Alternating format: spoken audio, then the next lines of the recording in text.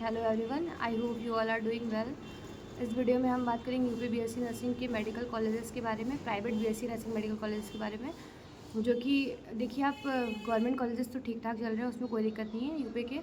बाकी जो private college उनके नंबर्स ऑफ कॉलेजेस जाते हैं, बल्कि उनमें कोई बेनिफिट नहीं मिल रहा है। ये मेरा 3-4 दिन का एनालिसिस है, वो भी अच्छा खासा एनालिसिस है। मैंने काफ़ी सारे वीडियोज़ देखे, काफ़ी सारे लोगों से बात की जो मेरे आसपास हैं और जिन्होंने कॉलेज ज्वाइन कर रखा है प्राइवेट।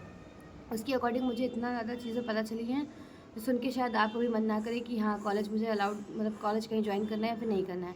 हालांकि मैंने भी एग्ज़ाम दिया था 2024-2025 में। मेरे मार्क्स 15 डेज़ की प्रिपरेशन में मेरे मार्क्स ठीक ठाक आए थे। ठीक है, ऐसा मैं प्राइवेट कॉलेज को अच्छा सा ले सकती हूँ, बट उसके काफ़ी सारे रीज़न्स हैं जो मुझे मतलब ऐसा मुझे लग रहा है कि मुझे कॉलेज नहीं लेना चाहिए।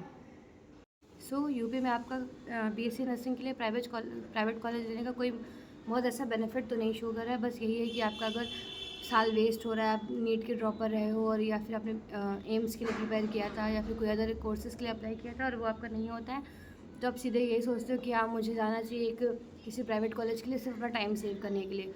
और प्राइवेट कॉलेज का इसके अलावा कोई भी बेनिफिट नहीं है, मुझे ऐसा लगता है, क्योंकि पर्सनली ये मेरा ओपिनियन है। और बात करते हैं कि इसके लॉसेस कितने सारे हैं या फिर क्या नुकसान पड़ रहा है इस कॉलेज के लेने के। जैसे कि आपका, मैंने जो एक दीदी है, मैंने उनसे बात की, पता नहीं मुझे बोलना चाहिए कि नहीं, ठीक है, लेकिन हाँ, मैंने एक स्टूडेंट है बीएससी नर्सिंग का, वो प्राइवेट कॉलेज की है। ठीक है, तो उससे बात की तो वो कह रही है कि जैसे कि आपका टाइम ड्यूरेशन होता है, टाइम ड्यूरेशन 4 ईयर्स का, लेकिन आप क्यों ज्वाइन करते हैं? आपका सीधे से मतलब ये रहता है कि आपका टाइम ना वेस्ट हो। ऐसे तो आप किसी अदर कोर्स के लिए प्रिपेयर करके आगे काम कर सकते थे, लेकिन नहीं, उन्होंने कहा कि ठीक है, मैं एडमिशन ले लेती हूँ दूसरी जगह, फिर आगे बाकी सारा काम होता रहेगा, पढ़ाई चलती रहेगी। बट उनका ऐसा हुआ कि उनका जो सिलेबस था वो 4 साल में कंप्लीट हुआ था, लेकिन उसको करते करते एग्ज़ाम डिले होते होते उनका 5.5 ईयर्स लग गया। उनका यहाँ पूरा का टाइम वेस्ट हो गया। ठीक है, एक दूसरी कंडीशन थी, कुछ कॉलेजेस ऐसे होते हैं जो आपको बोलते हैं कि आपको आपके ओरिजिनल 10th की और 12th की मार्कशीट सबमिट करनी पड़ेगी, जिसके थ्रू वो अगर जब एडमिशन आपका जब आपका कोर्स कंप्लीट हो जाएगा 4 ईयर, आफ्टर 4 ईयर्स वो आपको मार्कशीट रिटर्न कर देंगे। प्लीज़ आप ऐसे किसी भी कॉलेज में अपनी मार्कशीट मत सबमिट करिएगा। फर्दर किसी भी आपको रीज़न से आपको अगर रिटर्न करना पड़ता है या फिर कहीं और ज्वाइन करते हैं, आपका नीट में हो जाता है, कहीं भी हो जाता है, तो आपको वो कॉलेज से छोड़ना पड़ेगा, जिसके अकॉर्डिंग आपको वो फीस आपकी मार्कशीट नहीं वापस करेंगे। उसके लिए वो 10 to 12 लाख आपसे फ़ाइन मांगते हैं, जो आपको पेमेंट करना पड़ेगा। सबसे बड़ी कमी मुझे इसकी यही लगी है। ठीक है, एक तो आप पहले से 4 साल का होना चाहिए, उसको आप 5.5 साल लेके जा रहे हो। ठीक है, सेकंड आपने क्या किया कि आपने फ़ीस, हाँ, फ़ीस का भी इसमें बहुत सारा प्रोसेस चलता है, और ये मार्कशीट वाला सबसे ही बड़ा है कि आप किसी बच्चे का पूरा फ्यूचर ही बर्बाद कर देते हो। अगर वो कहीं और ज्वाइन करना चाहता है तो क्या वो नहीं कर सकता है?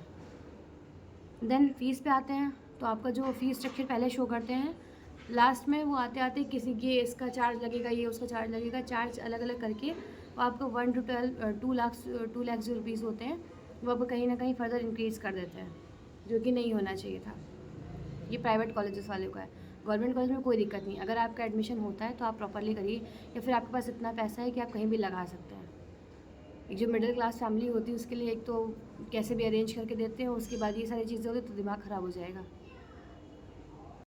लास्ट ईयर मैंने भी एबीबी का एग्ज़ाम दिया था, जिसके थ्रू मेरे अच्छे मार्क्स आए थे, मुझे कॉलेज भी अलॉट हुआ, लेकिन किसी टीचर की फालतू की बातों की वजह से मैंने वो कॉलेज फिल किया। देखो, पहले बार बच्चे कुछ पता नहीं होता, ठीक है, आप जो बता रहे हो उनको लगता है कि हाँ, जो आप बता रहे वही सही होगा, होता भी है कई टाइम से ही, लेकिन टीचर को ऐसे भी कोई कॉलेज नहीं बताना चाहिए जो लायक ही नहीं उसकी। उसकी अप्रॉक्स कितना था, 7 to 8 लाख उसकी 4 ईयर्स की फ़ीस थी। ठीक है, उसमें एक्स्ट्रा चार्जेस अलग से थे, वो सिर्फ हॉस्टल और कॉलेज का था, मेस का भी उसमें इंक्लूडेड था।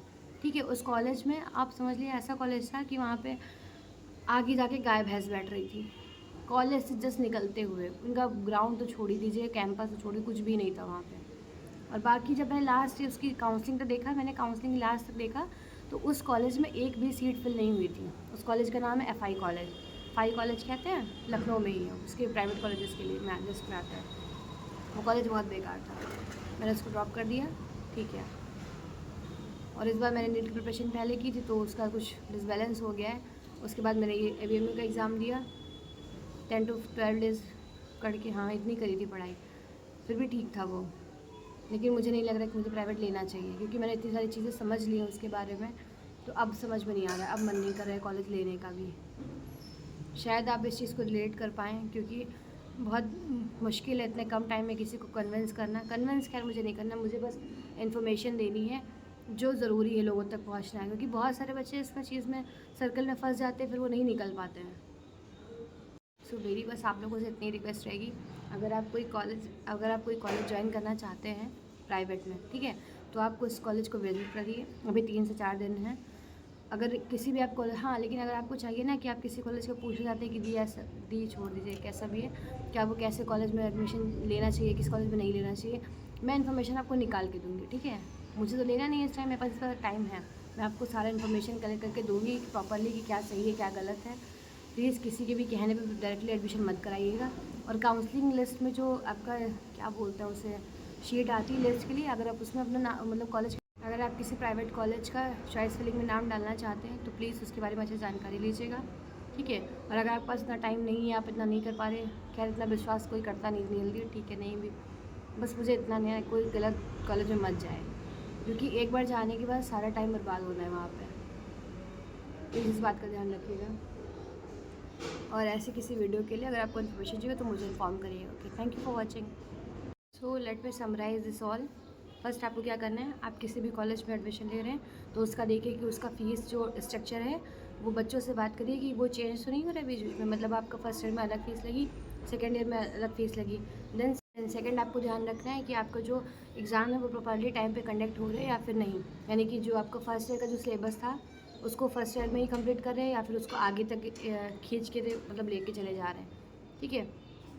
थर्ड पता करिए उसमें फ़ोन जैसे अलाउड रहता है क्लासेस में, उसके बाद हॉस्टल है तो हॉस्टल में कैसा है, उसके वहाँ के इंचार्ज कैसे हैं, बाकी उसका कैंपस कैसा है, वहाँ के बच्चे, मेनली आप बच्चों से बात करेंगे आपको पूरी डिटेल पता चल जाएगी कि बच्चे वहाँ के खुश हैं या फिर दुखी हैं, परेशान हैं, कैसे हैं। वो सिर्फ कॉलेज पर डिपेंड करता है कि आप बच्चों को कैसे ट्रीट करें और देन उसका रिस्पॉन्स कैसे आता है। और उस कॉलेज की जाके गूगल पे रेटिंग देखिए, उसका इस्टेब्लिश कब हुआ था ये सबमिट करिए, बाकी सारी चीज़ें जो प्रॉपरली होती हैं आप मेनली उससे पहले साइट पे विजिट करिए, ठीक है। और सिर्फ लिस्ट में वही नाम फिल करिएगा जहाँ कॉलेज तक आप जा सकते हैं, और प्रॉपरली वहाँ पे जाके उसका फ़ीस अमाउंट जितना है, अगर आप फ़ीस उतना पे कर सकते हैं तब करिएगा। और हाँ, कॉलेज में जाके ये भी बात करिएगा कि आप जिस कॉलेज में जाना चाह रहे हैं क्या वहाँ पे जो आपका कॉलेज है उसकी